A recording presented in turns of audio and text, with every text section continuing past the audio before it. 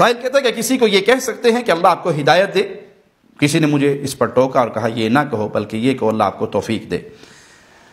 ایسا کہا جا سکتا ہے کہ اللہ آپ کو ہدایت دے؟ ہم ہر نماز میں ہر رکعت میں اہدنا الصراط المستقیم کی دعا نہیں مانگتے؟ اے اللہ ہمیں سیدھا راستہ دکھا، ہمیں ہدایت والا راستہ دکھا، اس پہ چلا، اس پہ ثابت قدم رکھ۔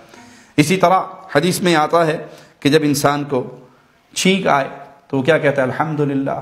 سننے والا کیا کہتا ہے؟ یرحمک اللہ۔ پھر انسان کو کیا حکم ہے؟ وہ کیا کہے؟ یہدیکم اللہ ویصلح بالکم۔